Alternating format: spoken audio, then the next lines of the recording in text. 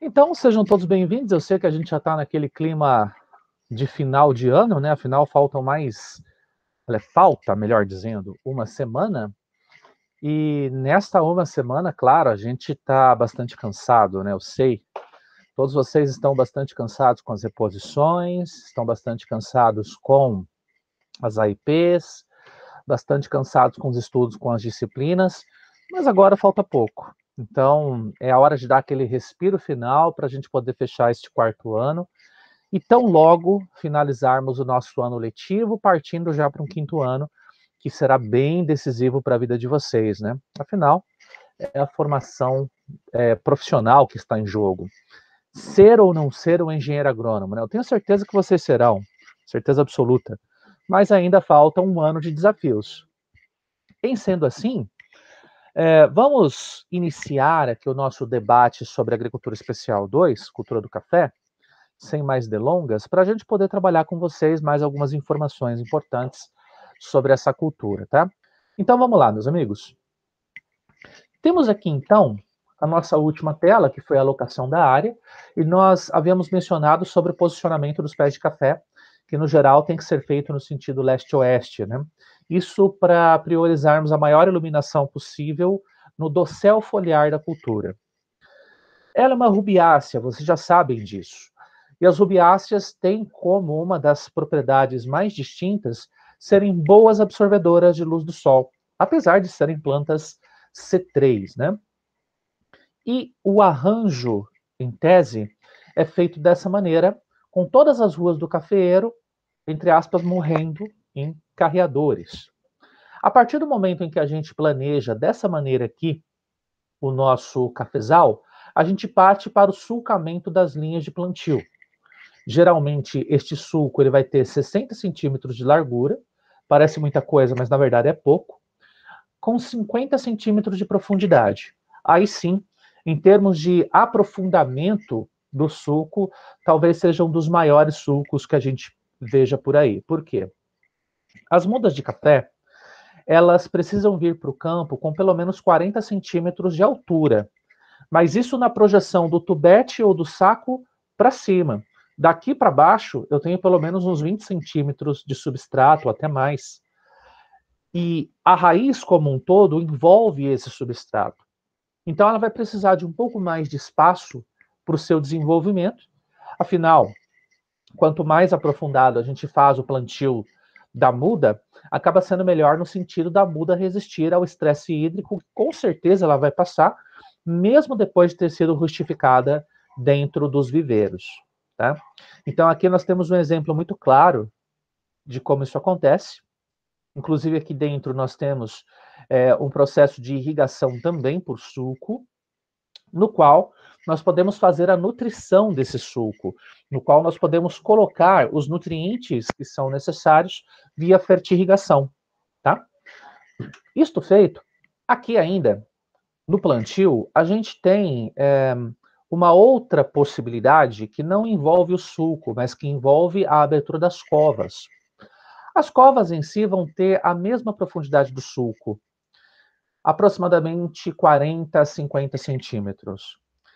E quando a gente faz o plantio, na verdade é o transplantio das mudas dos sacos ou dos tubetes aqui para os nossos sulcos, a gente precisa fazer um umedecimento destas mudas, para que elas não ressequem, uma vez que elas não vão ter ainda contato íntimo com o solo, mesmo após terminarmos aqui o plantio com o chegamento de terra próximo ao colo da planta, tá? Outra questão, então, que a gente precisa pensar, já que a gente vai fazer essa irrigação nessas mudas, é fazer um corte transversal no fundo deste saco, em 2 centímetros de espessura, com este objetivo de minimizar os riscos de ocorrer o que a gente chama de peão torto. O que é o peão torto? Quando a gente faz o umedecimento, a tendência lá do meristema apical da raiz é ele crescer um pouco mais. Afinal, nós teremos uma redução dos teores de auxina e a ampliação dos teores de citocininas e giberelinas, que propiciam, então, a divisão celular. Se simplesmente nós deixarmos o fundo do saco íntegro, isso antes do plantio, tá? 2 dias antes do plantio. Se a gente deixar íntegro, pode ser que o ponteiro da raiz ele comece a ficar torto. E essa tortuosidade pode ser prejudicial quando nós fazemos o transplantio para o solo, porque já vai indicar uma estrutura vegetal que já está mais fissurada. E essas fissuras são portas de entrada para nematóides ou portas de entrada para fungos, principalmente. Então, a gente faz o corte desse saquinho justamente para liberar espaço para essa raiz crescer, caso ela se desenvolva. Não que ela vá se desenvolver tanto, mas vai ser coisa pelo menos de 1, 2, 3 centímetros no máximo. E aí, na hora, a gente retira o saco inteiro, na hora de transplantarmos para o solo. E aí a gente faz a cobertura com terra e a compactação, tal como nós faríamos com qualquer muda de silvicultura. Tá? Aliás, o cafeeiro e a silvicultura guardam uma relação de proximidade em termos de manejo na hora do plantio. Tá? Claro que é tão importante quanto fazer a irrigação 2 dias antes das mudas, é importante a gente fazer a irrigação no momento do plantio, para que nós possamos ter a fixação do substrato ao solo e das raízes que estão no substrato aos solos. E quando a gente fala sobre plantas daninhas, os primeiros dias ou até meses são importantíssimos, porque a fixação do pé de café ela não se dá de uma maneira muito rápida. É diferente, por exemplo, quando a gente trabalha com uma cultura de lavoura como a soja, que o plantio, na verdade a semeadura, ela faz com que a planta se fixe muito rápido. Coisa de 15, 20 dias, a planta já está fixada no solo, e a partir dali ela continua com o seu ciclo fenológico. Ali, claro, a gente tem que permanecer com o plantio no limpo, que é o que a gente chama de PCPI, mas este plantio no limpo, ele permanece por um espaço de tempo um pouco menor, comparando a soja com o café. No café vai ter que durar muito mais tempo. Algo em torno de 6 meses. Os primeiros 6 meses pós-plantio ou pós-transplantio, a gente tem que cuidar, tá? Porque quando a gente fala numa planta de 6 meses, ela vai ter alguma coisa em torno de 50, 60, até 90 centímetros. É a partir dessa altura que ela já começa a ter protagonismo no ambiente e ela consegue se defender do ponto de vista de matocompetição. A não ser, logicamente, que nós tenhamos plantas daninhas com um porte muito mais alto. Mas, no geral, como os controles eles são feitos de uma maneira bastante assídua ao longo do tempo, então nós temos o tempo todo os nossos agricultores adentrando as ruas de plantio para fazer a retirada das plantas daninhas, ao menos próximo do colo da planta. A gente sempre fala que se trata de uma projeção do tamanho da copa naquele momento, mas no máximo entre 50 e 80 centímetros de cada lado, tá? Só que daí não adianta muita coisa, né? Se você fizer isso aqui na linha, próximo ali do colo, e você não faz a mesma coisa que na linha. Na linha até que você pode deixar uma cobertura vegetal, só que ela não pode ficar alta o suficiente para emitir propágulo. Se ela começa a emitir propágulo, lógico que essa área aqui descoberta vai ser um prato cheio, porque é uma área adubada, inclusive. Então, aparentemente, se for corda de viola, se for capim-carrapicho, joá, erva de São João, elas vão invadir esta linha e isso será muito prejudicial para a cultura do cafeeiro. Bom, com relação a cultivares, a gente aqui entra num cenário que é muito parecido com o cenário das culturas que nós falamos na agricultura 1, que não tem tanto potencial comercial, não se trata de uma commodity, tá? As culturas do terceiro ano, tá? Não o café, porque o café é uma commodity. Mas, por incrível que pareça, nós não temos o mesmo investimento de multinacionais na produção do café, porque é um produto mais específico e produzido em um local muito mais específico. É diferente de uma soja, de um milho, por exemplo, que eles são muito mais cosmopolitas. E a gente planta praticamente em uma diversidade muito maior de condições, em termos de solos, em termos de temperatura, em termos de pluviosidade. Então, há um motivo para termos a ação das multinacionais nessas culturas. No caso do café, não. A gente aprendeu que o café ele tem uma condição muito específica para cultivo. Então, não há por que nós termos vários players no sentido de melhorarmos o café. A gente só melhora o café com relação a doenças, com relação a estresse hídrico, mas quando a gente fala sobre melhoramento em específico, são os institutos públicos que trabalham com este melhoramento. Vejam que 90% das cultivares plantadas que são aqui brasileiras, né, elas são oriundas do Instituto Agronômico de Campinas.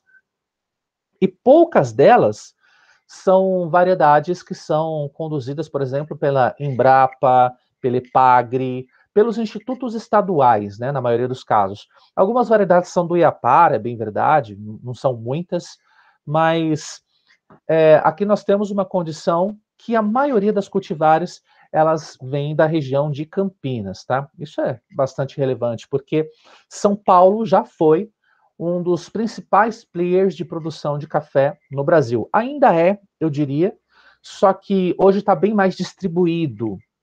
Nós temos Minas Gerais com uma grande produção, Paraná com uma grande produção, e até mesmo Santa Catarina na sua região serrana, né? Nós temos duas vertentes. E um outro dado que é importante também, olha lá, 70% das cultivares plantadas no mundo são oriundas do IAC. Se o Brasil é o maior produtor de café do mundo, então óbvio que as nossas cultivares seriam referência. Eu falava das vertentes. Então nós temos as vertentes de porte baixo e as vertentes de porte alto. Porte alto, quando nós falamos em porte alto, nós estamos falando sobre plantas de café que podem chegar até 2,5 metros de altura, 3 metros de altura. Enquanto as cultivares de porte baixo, elas ficam por volta de 1,5 metro, tá? Ou podem ser até um pouquinho mais altas, até 1,80 metro. As de porte baixo, nós temos algumas que são suscetíveis à ferrugem, a caturra, a ouro verde e a cultivar catuai. A cultivar catuai, ela é de Coffea canephora, tá? E resistentes à ferrugem do cafeeiro, a Obatã e a Tupi. As de porte alto, café Mundo Novo, café Acaiá e café Bourbon. E tolerantes à ferrugem, a Icatu e Icatu precoce. A maioria daquelas que nós cultivamos, elas são genéticas oriundas ou do café Catuai ou do café Ouro Verde, considerando as de porte baixo, e as de porte alto, geralmente é de Mundo Novo e Bourbon, tá? Que são cafés mais clássicos. E aqui uma questão que é relevante para nós, pelo menos, refletirmos.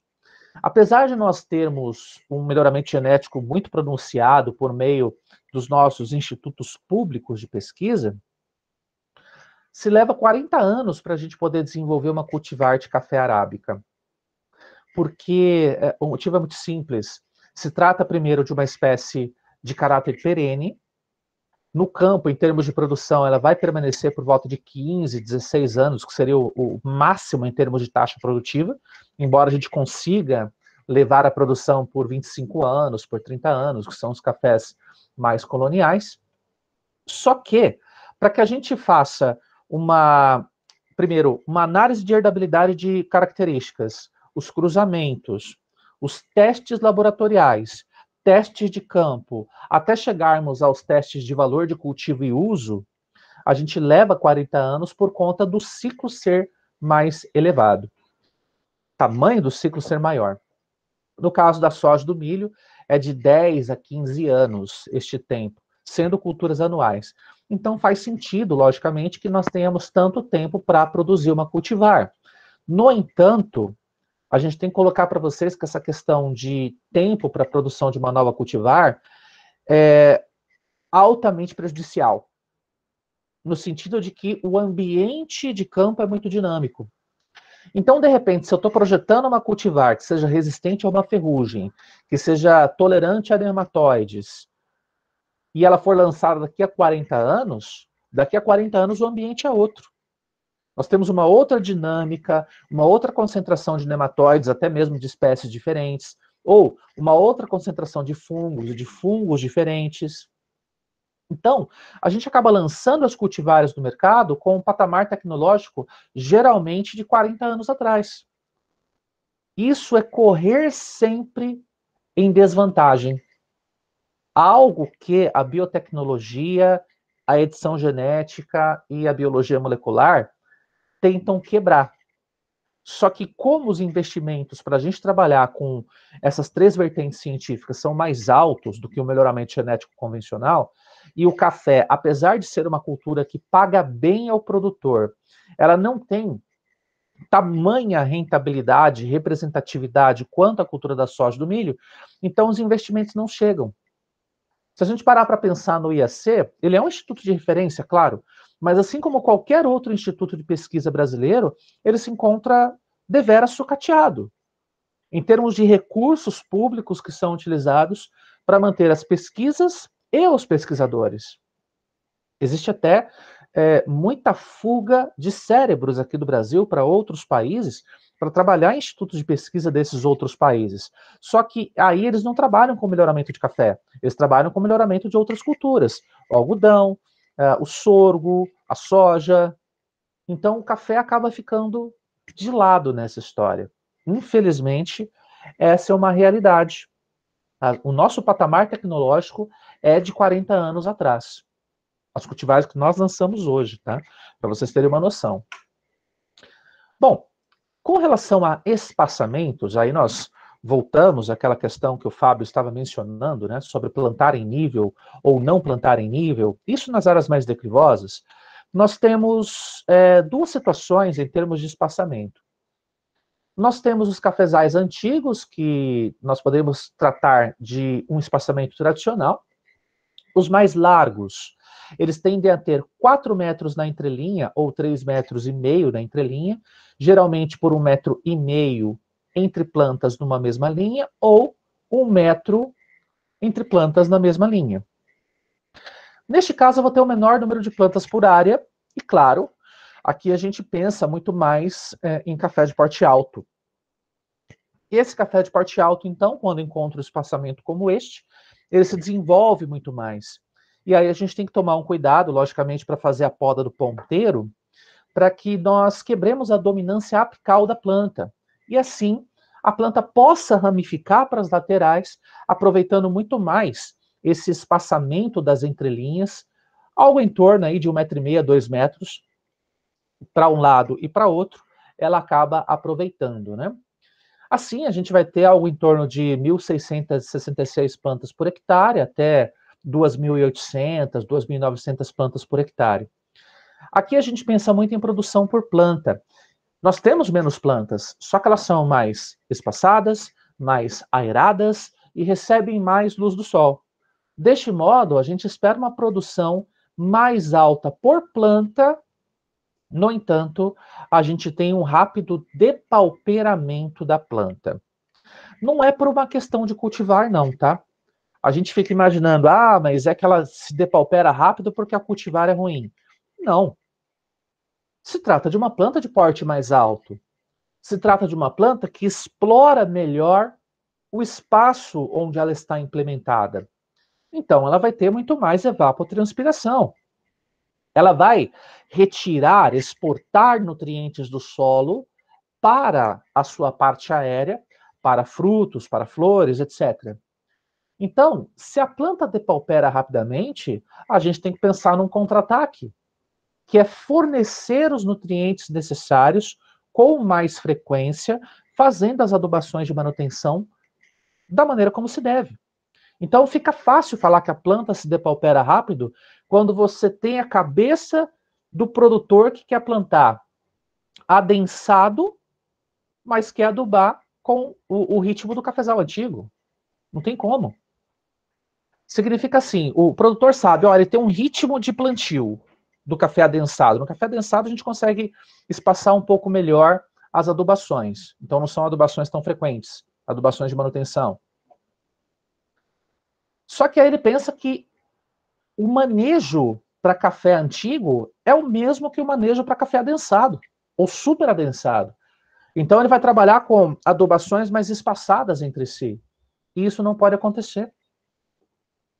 Aqui a gente vai ter que trabalhar, então, com adubações de manutenção ou mais pesadas ou menos espaçadas no tempo. Aí você consegue fazer um cafezal antigo tal como os mineiros fazem lá na Estrada Real, isso indo para Vila Velha, indo ali para Belo Horizonte, partindo-se de Petrópolis, né, do Rio de Janeiro, eles conseguem fazer isso. Então, se eles conseguem, por que a gente não consegue? Né? É questão de manejo da adubação. E já os cafezais adensados, aí a coisa é mais pesada mesmo, em termos de número de plantas por hectare, os espaçamentos tendem a ser menores. De 3 por meio, vai dar 1,5 m quadrados, né? 1,5 m quadrados por planta, ou 3,5 por meio, vai dar 1,75 aproximadamente por planta. Maior número de plantas por área, isso fica evidente, vai dar algo em torno de 5,700 por 6,600. A menor produção por planta, isso fica evidente também, mas a gente tem um pouquinho mais de longevidade da planta. Porque ela vai ser uma planta baixa, vai ser uma planta que não vai utilizar todo o seu potencial das suas gemas, então ela acaba não perdendo suas folhas com facilidade, não acaba perdendo seus ramos plagiotrópicos com facilidade, a necessidade de poda acaba sendo um pouco menor também, e então a gente consegue racionalizar um pouco melhor a nossa produção. São cultivares de porte baixo, não dá para trabalhar com porte alto em cafezal adensado, tá? Aqui nós temos algumas sugestões apenas de espaçamentos, tá? Na dissertação do Pereira, lá para a Universidade Federal de Lavras, isso em 2004, nós temos os seguintes espaçamentos e o número de plantas por hectare. E aqui as produtividades relacionadas, tá? Nós temos, desde os espaçamentos mais adensados possíveis, onde nós teremos 20 mil plantas por hectare, vai ser um espaçamento de 1 por 0,5, portanto, meio metro quadrado por planta, até o espaçamento mais solto, menos adensado, 4 metros quadrados por planta, onde a gente vai ter 2.500 plantas por hectare, tá? Se a gente trabalhar aqui, considerando, ó, o mesmo número de plantas por hectare, 6.666, só que aqui a gente vai estar trabalhando 3 por meio, dando 1,5 metros quadrados, e aqui 2 por 0,75, que vai dar 1,5 metros quadrados também. Só que neste caso, nós conseguimos 54 sacas por hectare, e aqui 41 sacas por hectare em média. Aí a gente para pensar, mas espera lá, se por acaso aqui a gente tem a mesma área de exploração por cada planta, por que afinal nós conseguimos maior produtividade aqui e menor produtividade aqui? Lembrando que aqui nós temos 1 metro a mais a cada entrelinha. Basicamente isso. O que acontece? A cada meio metro de aumento entre as linhas, há um decréscimo de 7,5 sacas beneficiadas por hectare. E a cada 0,25 metros de diminuição entre as plantas na linha, há um acréscimo de 4,2. Claro que isso levando-se em conta um certo limite, né? Você não vai querer colocar as plantas encostadas umas nas outras, 10 centímetros, 15 centímetros. Por volta de 50 centímetros seria o mínimo para se considerar. O que acontece é que aqui nós temos o que a gente chama de interação alelopática. Eu mesmo fiz esse experimento na casa da minha mãe. Isso em 2006, nós tivemos um evento de extensão rural pela UEM, organizado por um grupo parceiro nosso, e foi em Jandaia do Sul, se eu não me engano, até a parceria foi com o Café Jandaia. E aí nós fomos em uma área de produção, em Jandaia, o produtor comentando sobre esses detalhes, ele falava, olha, se a gente colocar 2 mudinhas, uma perto da outra, 1 metro de diferença, elas vão produzir mais do que se colocarmos elas espaçadas de 3 metros uma da outra. E eu experimentei isso em casa. Ele nos deu algumas mudas para a gente levar embora, né? Eu levei 4 mudas para experimentar, o quintal é pequeno, mas dava para fazer. Aí eu coloquei uma linha, 2 plantinhas, uma pertinho da outra, 1 metro, e na outra linha, elas mais espaçadas, de fato, 3 metros, 3,5 metros. E realmente, as plantas que estão mais próximas umas das outras, elas podem não atingir um porte muito grande porque existe um sombreamento mútuo. As que estão mais espaçadas, elas atingem um porte um pouquinho mais alto por conta da redução da possibilidade de sombreamento. No entanto, como há uma interação alelopática positiva entre uma planta e outra, nós temos uma florada mais intensa, nós temos uma produção de fruto mais intensa e, aparentemente, uma permanência do fruto na planta, sem haver abscisão, com muito mais frequência, frente a outras plantas, as outras, né, que são mais espaçadas, que têm maior abscisão floral, que têm maior abscisão de frutos.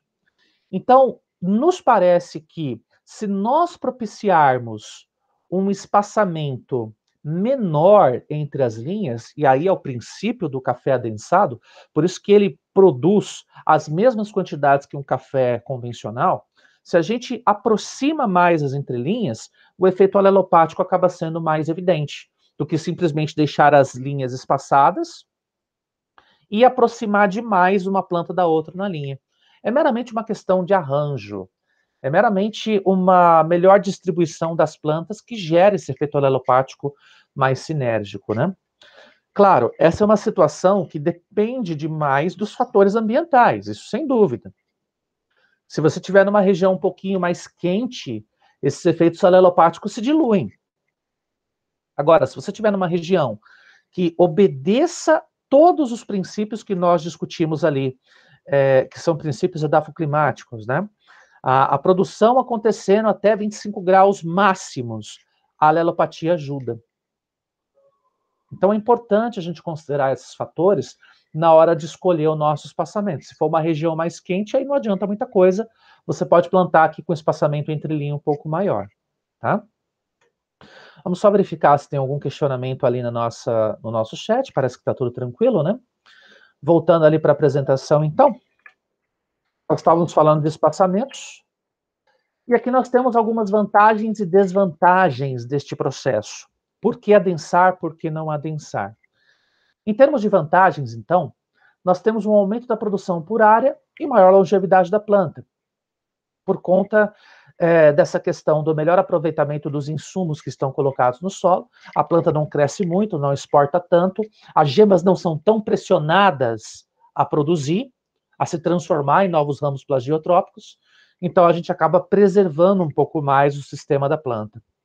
A maturação em si é um pouquinho mais lenta, isso em termos de grão, tá bom?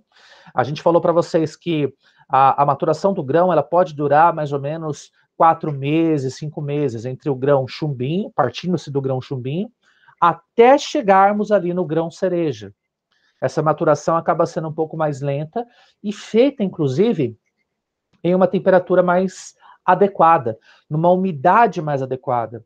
Então, enquanto no café convencional a temperatura interna ao plantio pode chegar nos dias mais quentes a 28 graus, 29 graus, no café adensado ela fica por volta de 24, 25 graus. E queira ou não, uma diferença tão pequena de temperatura já ajuda bastante na questão do acúmulo de sólidos solúveis totais no fruto. O acúmulo acaba sendo mais evidente, o grau Brix acaba sendo mais evidente, e aí você tem uma qualidade de bebida um pouco melhor, mais adocicada, né? Nós teremos um melhor aproveitamento do adubo também, as raízes se distribuem de uma forma muito melhor do que simplesmente colocar o adubo concentrado em uma raiz que não consegue aproveitar melhor o solo da sua região. Nós temos um menor ataque do bicho mineiro e também das plantas daninhas, devido ao sombreamento das plantas. E também nós temos uma possibilidade de aumento de pH, devido à correção do calcário, claro, e também de uma melhor evolução, melhor aproveitamento do cálcio, magnésio, fósforo e potássio, além da própria diminuição do alumínio trocável. Não é, desculpem, não é que a planta de café vai ficar emitindo cálcio para o solo. Isso não acontece, ao contrário. Ela absorve cálcio do solo para sua manutenção.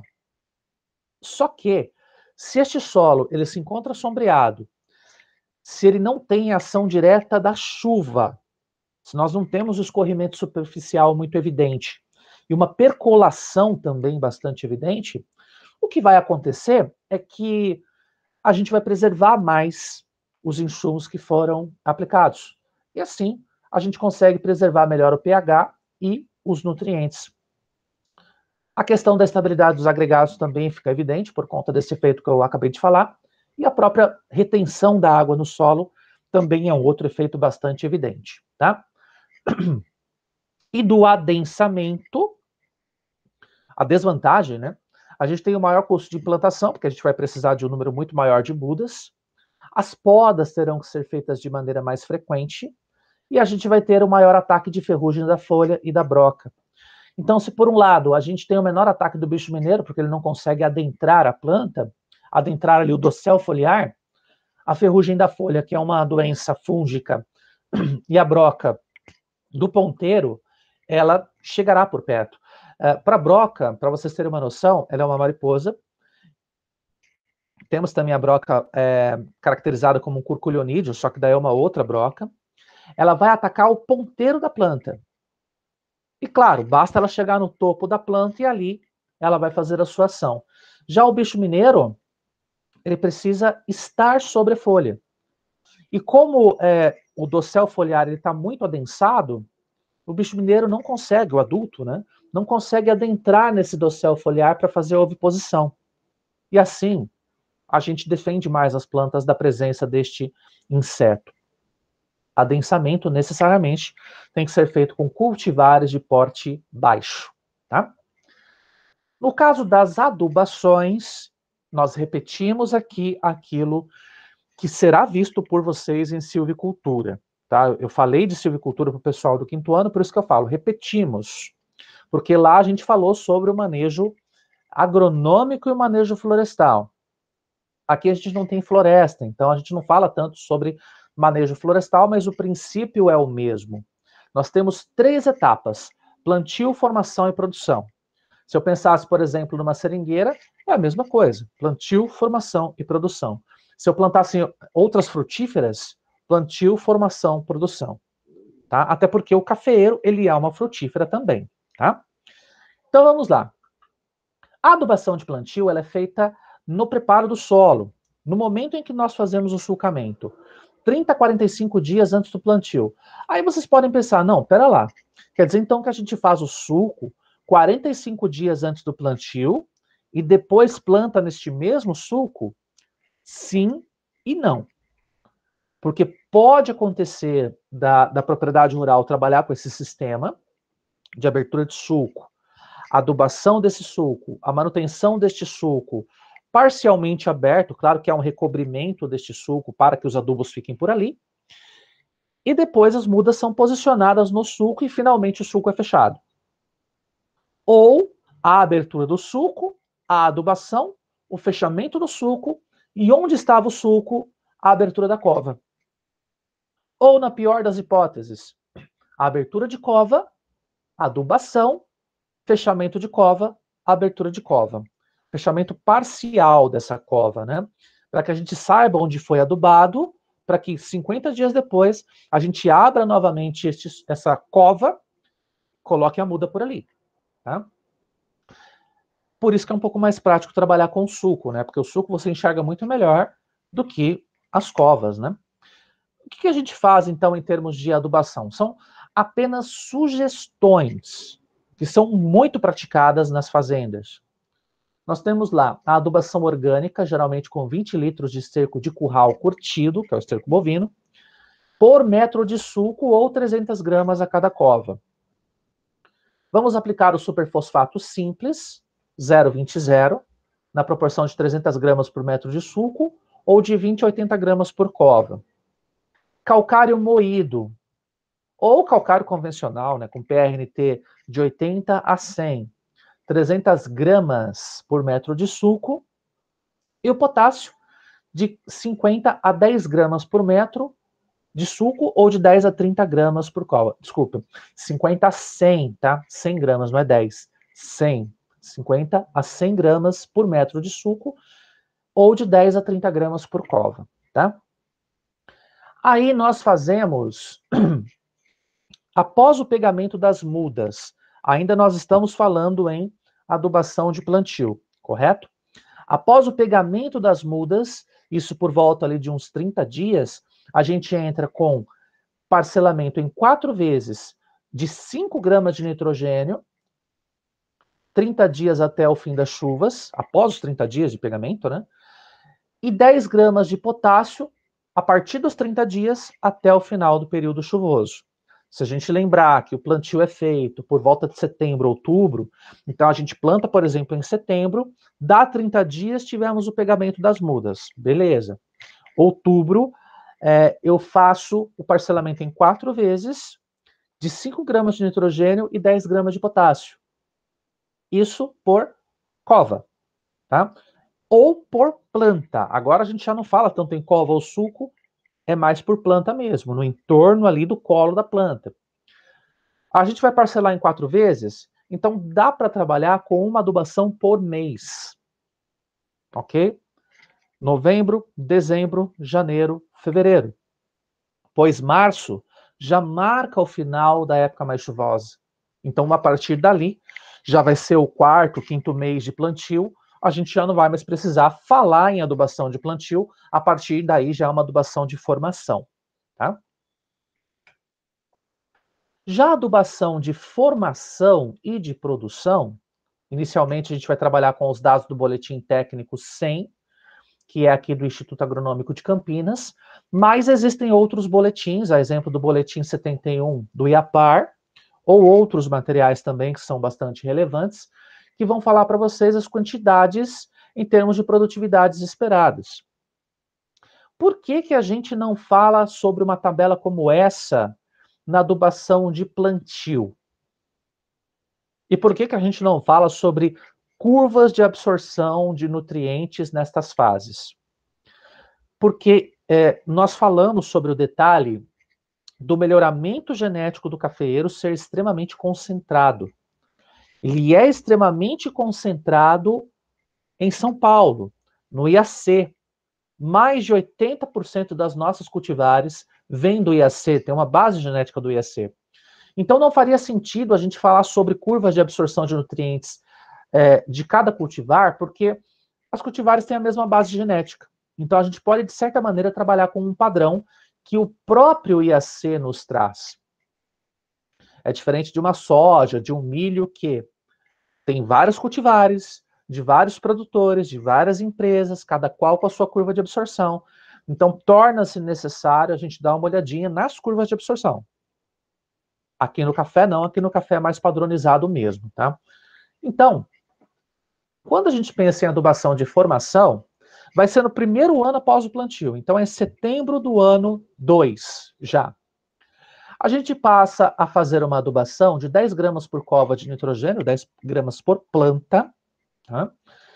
10 a 50 gramas de potássio por metro de suco, em 4 aplicações, sempre com 45 dias de intervalo uma da outra. É praticamente um repeteco daquela adubação de formação, só que as quantidades são ligeiramente diferentes.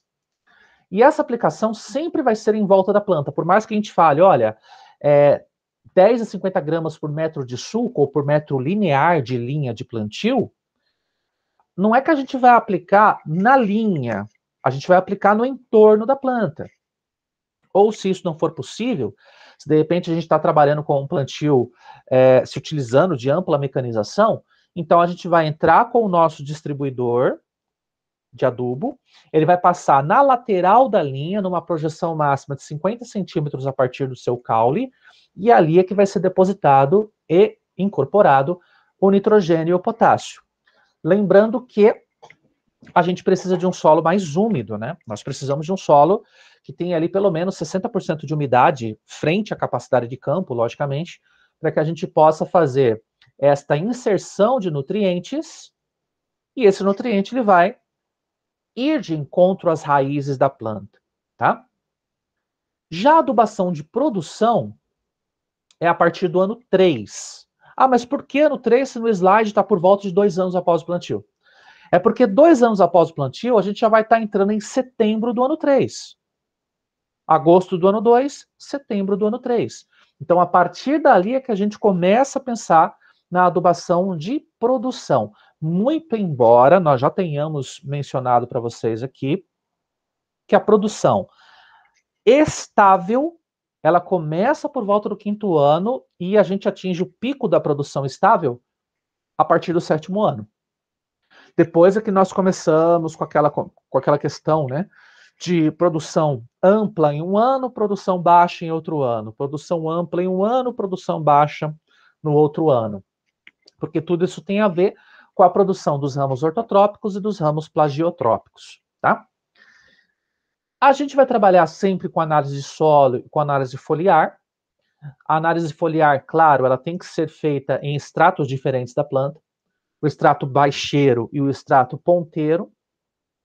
Nós vamos dar uma observação, uma olhada na coloração das folhas, na opacidade das folhas.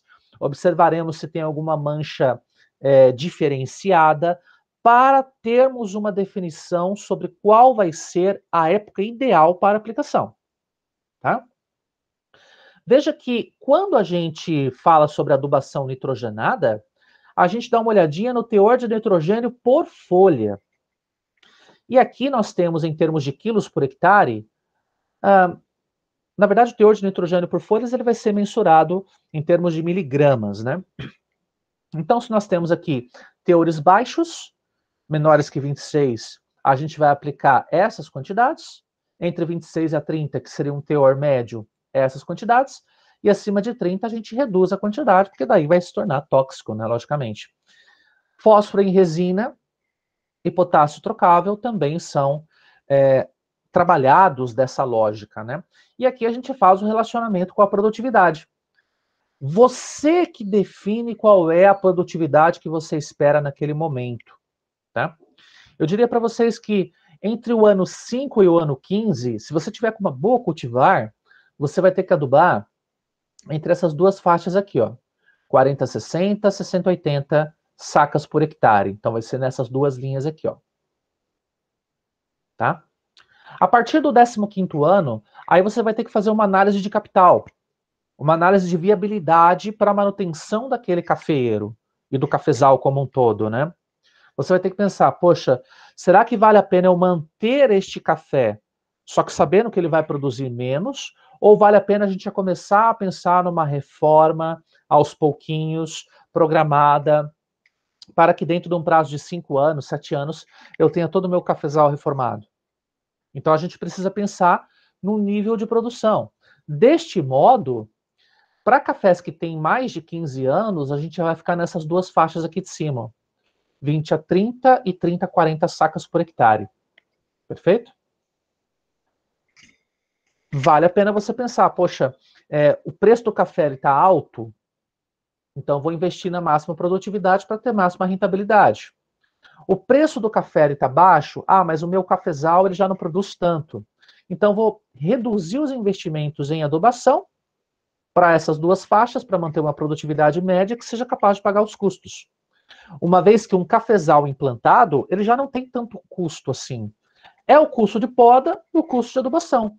E, eventualmente, você tem que ir na área para verificar se nós temos pragas, se nós temos doenças, etc. Né?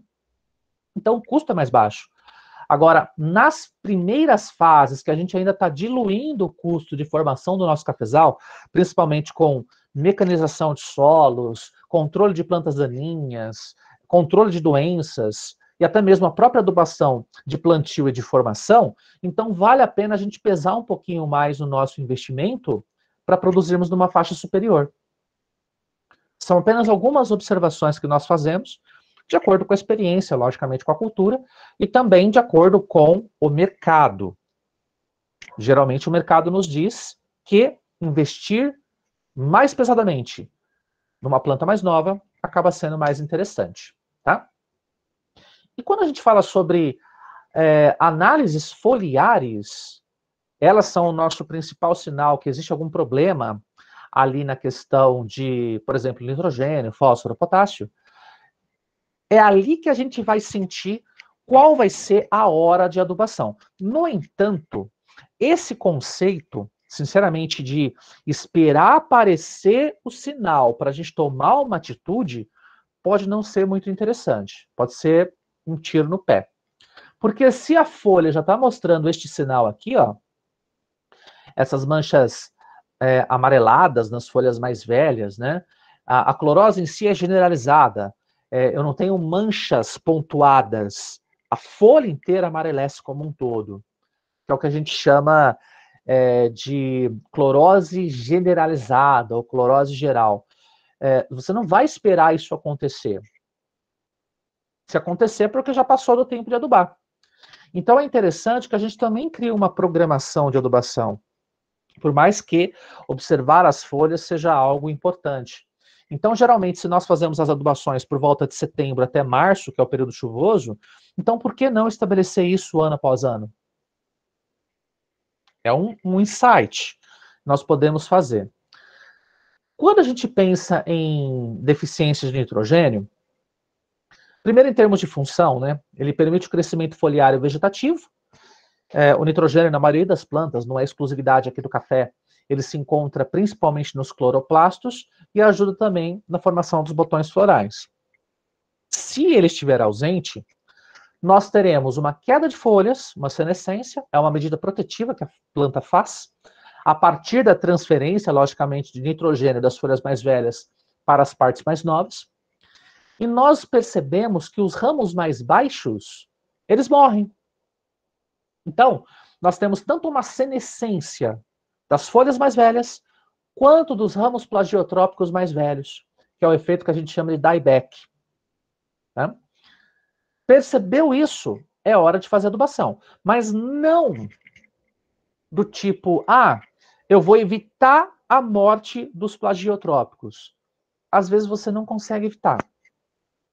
Por isso que eu falo que é interessante você programar de ano a ano a tua adubação, por exemplo, entre setembro e março, para que nós possamos evitar isso. E se a gente parar para pensar, olha, a frutificação do cafeeiro acontece por volta ali de setembro, outubro, novembro, e vai até maio do ano seguinte, então é interessante que a gente concentre mais as adubações nessa fase mesmo, setembro, outubro até novembro. Porque daí nós teremos o nutriente suficiente para que a planta possa exportá-los aos frutos, sem que os frutos caiam por falta de nutrientes, porque a gente falou, o professor falou que era para deixar ver qual é o sinal na folha, aí a gente aduba. Não. Se você perceber que isso está acontecendo na tua folha, é porque já passou o tempo. Não vai adiantar fazer muita coisa.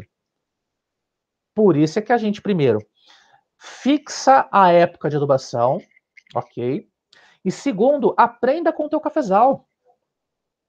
Dá uma olhadinha na área de plantio e verifica os costumes do seu cafezal. Qual é a época que mais aparecem sinais e sintomas de deficiência? É em outubro, é em novembro, é em dezembro. Então, adube antes disso. Simples assim.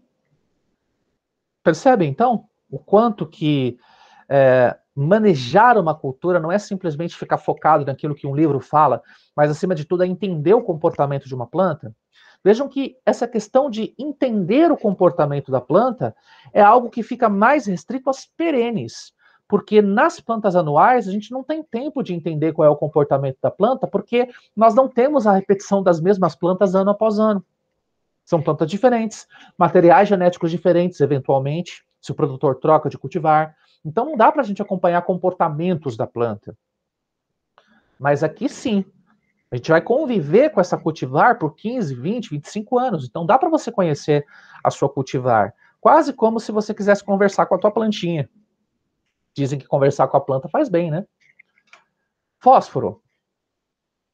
Os sintomas geralmente são nas folhas mais velhas, embora o fósforo seja menos móvel que o nitrogênio.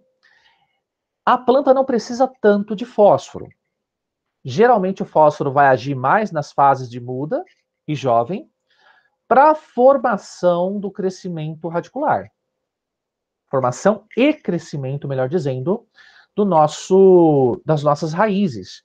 O problema é que se a gente exagera muito na dose do fósforo, a gente tem deficiência de zinco.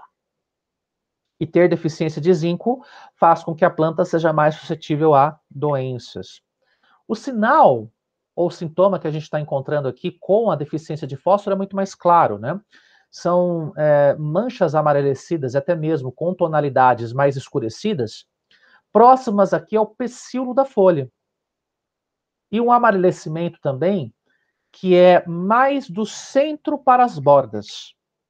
É bem típico observar esse tipo de mancha de deficiência de fósforo. É muito peculiar, a gente não confunde com outros sintomas, né? Então, as folhas velhas ficam com manchas amareladas, como vocês estão vendo, que posteriormente passam a ser amarelo-violáceas, e finalmente violáceas, por conta da coloração das antocianinas, queda das folhas, e aí o sistema radicular será mal desenvolvido, mas aí você não consegue observar esse efeito, logicamente, porque está abaixo do solo. Já o potássio, ele aparece também de um jeito peculiar que não dá para confundir com doenças ou até mesmo com outras deficiências de outros nutrientes. Por quê? Neste caso, ainda as folhas mais velhas é que sofrem com este processo, elas apresentam necrose, só que são necroses mais pontuais e marginais, tendem a ser, portanto, de fora para dentro, dos bordos foliares para a nervura interna. E quando nós percebemos essas manchas aumentando para a parte interna da folha, os bordos já estarão necrosados.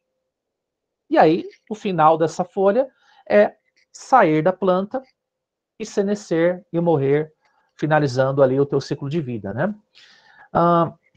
Quando falta potássio também, se isso acontecer lá na fase de frutificação, os grãos e frutos ficam xoxos, murchos.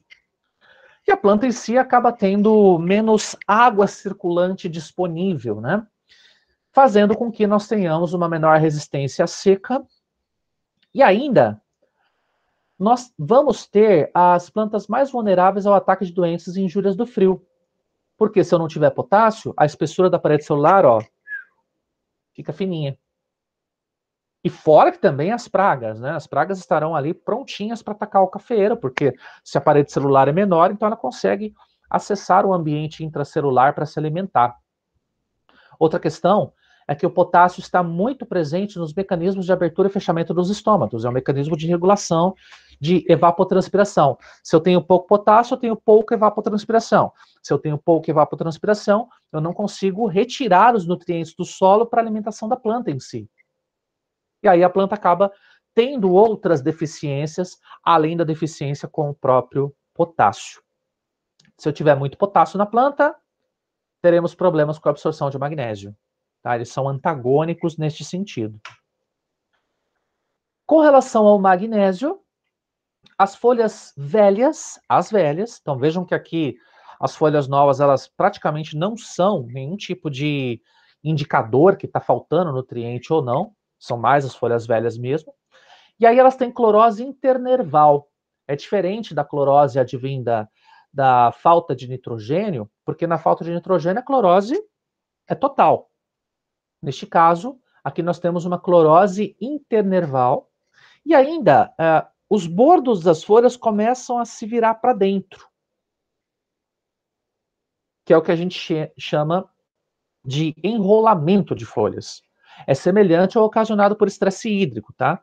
Só que se houver o estresse hídrico, esse dobrar das folhas para dentro, sem o amarelecimento, essa clorose internerval, é meramente estresse hídrico. Não vai imaginar que se trata de uma deficiência de magnésio.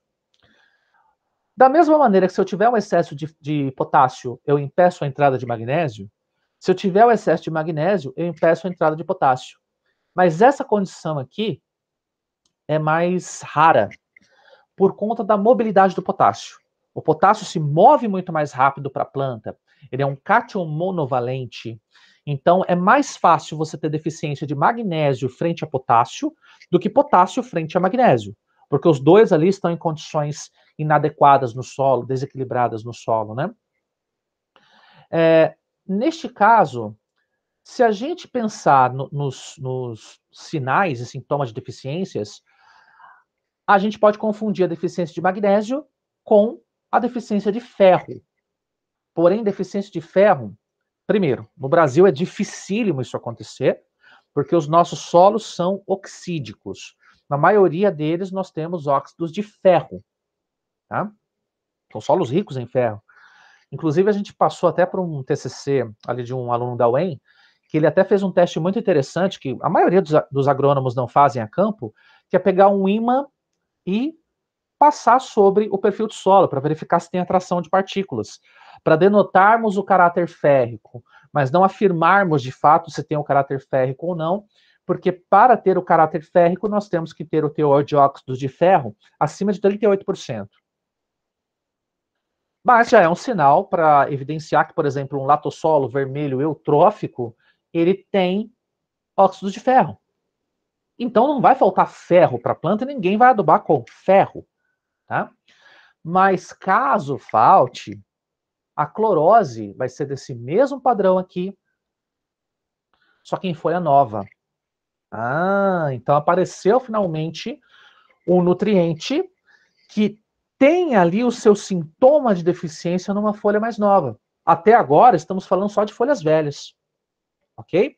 Então, se este sintoma que vocês estão vendo em tela ocorrer em folha velha, é magnésio. Se ocorrer em folha nova, é problema com ferro, tá? Mas é bem difícil, confesso, isso acontecer.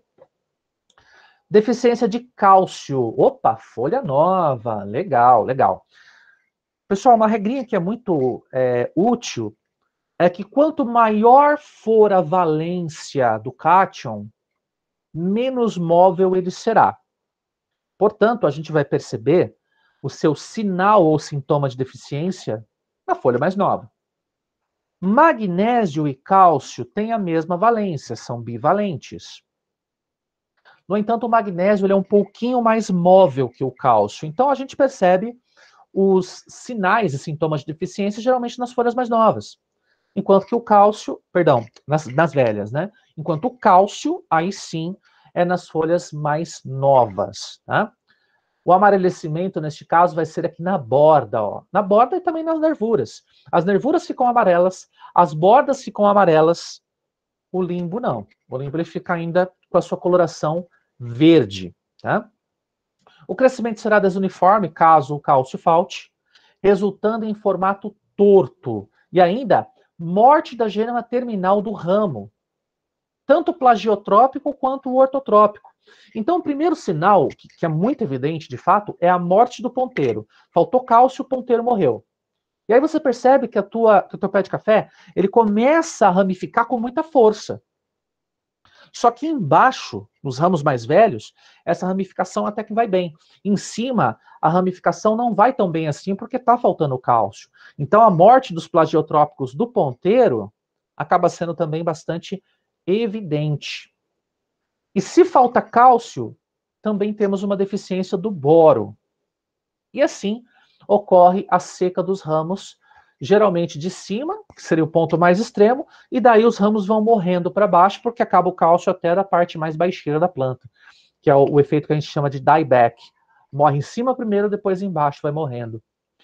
Cálcio e boro exercem função estrutural das membranas da parede celular, o cálcio muito mais da parede e o boro muito mais da membrana.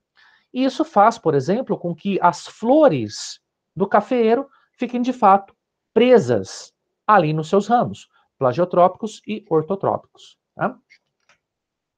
Deficiência de enxofre, em folhas novas pequenininhas, portanto mais no ápice, mais externalizado. Nas folhas velhas, a gente tem, de certa maneira, um sintoma muito parecido com a deficiência de nitrogênio. O enrolamento das margens foliares, que daí já não é algo parecido com o nitrogênio, e as folhas são cloróticas, mas no caso, quando a gente tem um enxofre em questão, é a planta como um todo que vai apresentar amarelecimento. Se for só nitrogênio, geralmente é mais nas folhas mais velhas. Boro aparece mais nas folhas novas também, muito parecido com os sintomas de cálcio. As folhas novas geralmente ficam mal formadas, a gema apical morre, dá um super brotamento de ramos, mas em forma de leque, que é aquilo que eu expliquei lá para o cálcio. A planta ela tende a ficar muito curta, muito pequenininha. Só que Para que a planta fique encurtada, logicamente que o boro tem que faltar quase que o tempo todo. Que isso é algo que o produtor ele vai detectar em princípio e vai conseguir evitar, né? Então, estes seriam as superbrotações em leque, né? Quando a gente fala em leque, é essa abertura aqui que vocês estão vendo em semicírculo. Folhas novas, cloróticas, com os bordos tendendo a dobrar, os bordos todos amarelecidos e também as nervuras também amarelecidas, né? O zinco, folhas novas em forma de lança, é isso aqui, ó. Bem diferente de uma folha que deveria ter um formato mais arredondado, né? Os internódios são curtos, os frutos menores e redução da produção. Aqui, na verdade, as folhas ficariam mais juntas umas das outras, formando uma espécie de roseta. E vejam que se eu tiver alta concentração de fósforo, isso nós já observamos, haverá diminuição de zinco, porque o fósforo insolubiliza o zinco. A presença exagerada de fósforo insolubiliza o zinco. E daí nós temos outras deficiências, né? O manganês são pequenos pontos esbranquiçados nas folhas mais novas, que passam a apresentar uma coloração amarela uniforme intensa, porque coadunamos as manchas, né? O ferro nós já explicamos para vocês, é o mesmo sintoma do magnésio, no entanto, em folhas mais novas, a clorose internerval, e a deficiência de cobre vai impactar as folhas mais novas, que terão as suas nervuras secundárias bem mais salientes, que é o que a gente chama de nervura em costela. Então, se você passa o teu dedo na folha, você sente uma espécie de lombada em cada nervura, há um engrossamento dessas nervuras. E as folhas, todas elas ficam curvadas para baixo, quase como se fossem folhas guarda-chuva, lembrando um pouquinho aquele efeito guarda-chuva que nós vimos lá na cultura da mandioca. E também a gente tem clorose ao longo da nervura central, tá? Bom, pessoal, são 9h22. Aqui a gente ainda tem o conteúdo de poda para tratar, mas como não vai dar tempo, muito provavelmente a gente vai fazer isso na nossa última aula, tá? Poda, pragas e doenças, e aí a gente finaliza a cultura do cafeeiro. Então, nós vamos finalizar a nossa aula por aqui. Agradeço a atenção de vocês. Espero que vocês tenham gostado da aula, compreendido os aspectos. E nos vemos, então, na semana que vem. Forte abraço a todos, bom final de semana, então. Até a próxima. Tchau, tchau.